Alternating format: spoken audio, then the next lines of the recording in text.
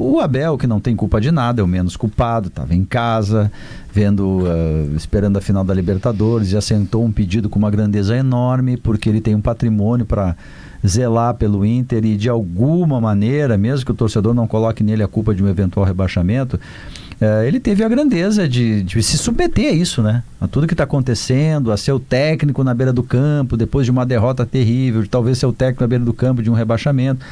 Tem que ter grandeza para fazer isso, né? Ele chegou talvez sem poder mudar nada. Mas foi uma entrevista de um treinador que não sabe o que fazer, né? Quando ele diz assim, olha, tá difícil para ti de perguntar e para mim de responder. Aí algumas frases, o Inter é grande, enfim, aquelas frases mais feitas.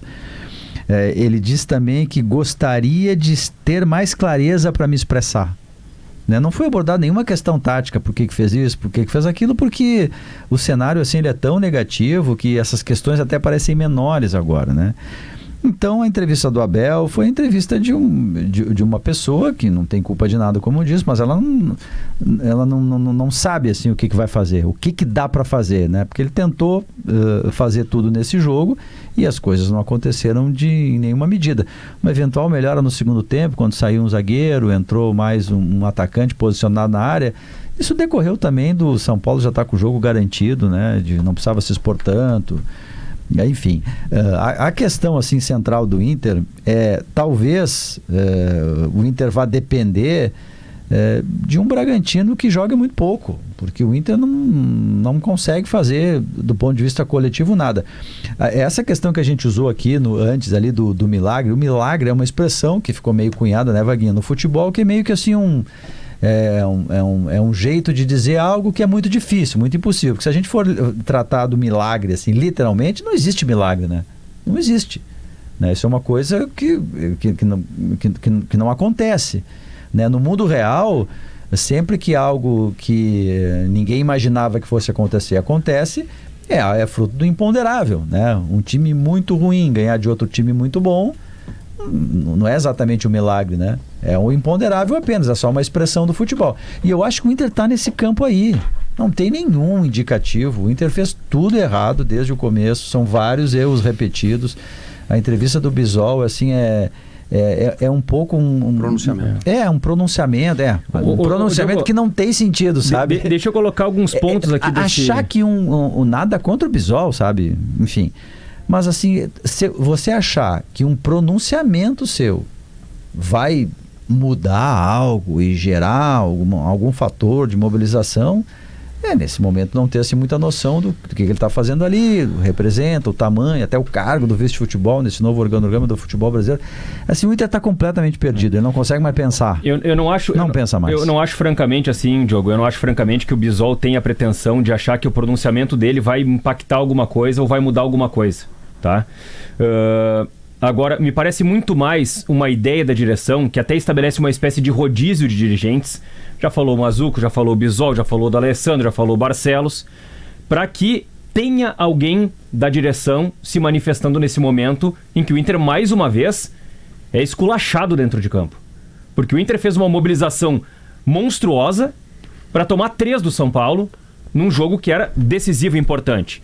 Mas eu quero aqui tomar muito cuidado com as palavras e ter muito respeito com o sentimento das pessoas. E eu respeito muito a dor, a dificuldade de quem está à frente do Inter nesse momento e não quero ultrapassar nenhum limite.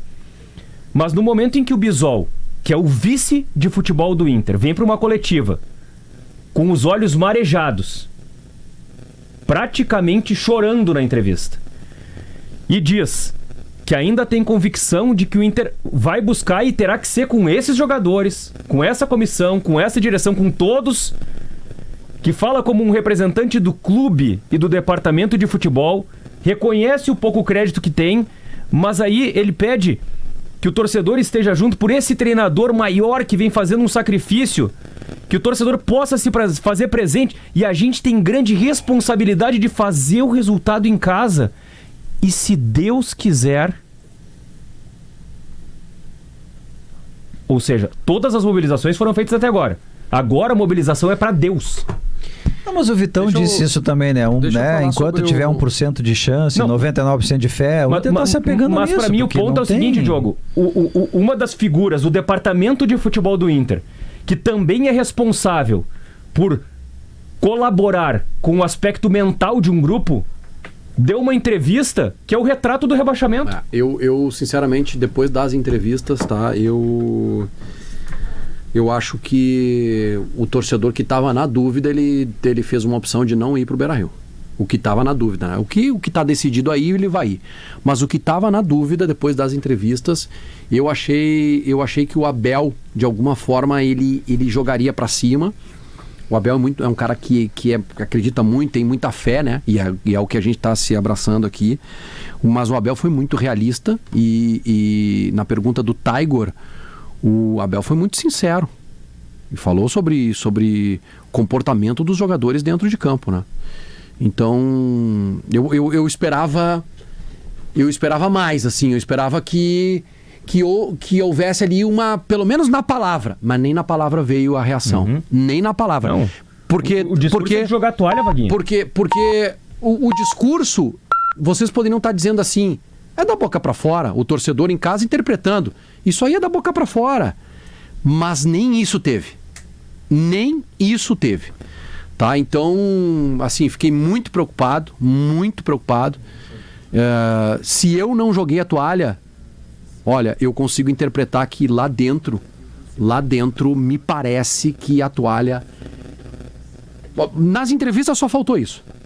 Tá? Mas eu acho que a palavra ela pode esconder um pouco o sentimento que está rolando lá por dentro.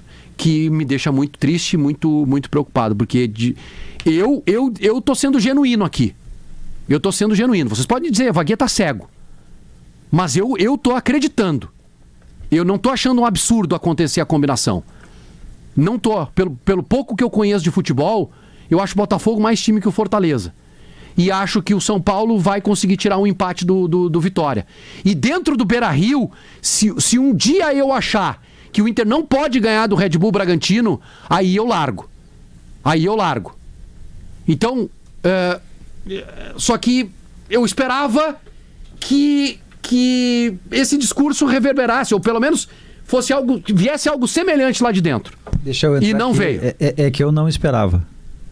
Talvez aqui haja uma diferença. Eu não esperava, porque não foi assim durante o ano todo. Não tem por que agora ser diferente. Eu acho que talvez do Abel a gente imaginasse isso, né? Pelo tamanho do Abel, né? Mas a gente viu um quadro... Ao longo do ano, Diogo, não, teve mais do que isso. Teve negação. Teve negação de que o Inter estava brigando. Esse foi um dos grandes problemas, né?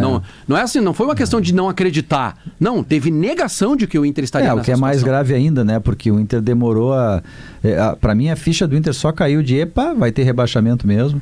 Foi lá em São Januário, tarde demais. O Inter demorou a ver isso. Aquela história do bloco baixo e tal. Hoje, pelo rodízio, não teria que ser o D'Alessandro, porque eu vou fazer uma leitura aqui, tá? Eu acho que a direção está preservando o ídolo do D'Alessandro. Eu acho que tem isso. Porque, neste momento, eu prefiro, como torcedor, ouvir o D'Alessandro. Eu prefiro ouvir o D'Alessandro. Jornalisticamente, quem tinha que ter falado hoje era o presidente Alessandro Barcelos. Tá? Que muito provavelmente está reservando o espaço dele para domingo, para falar no domingo, né?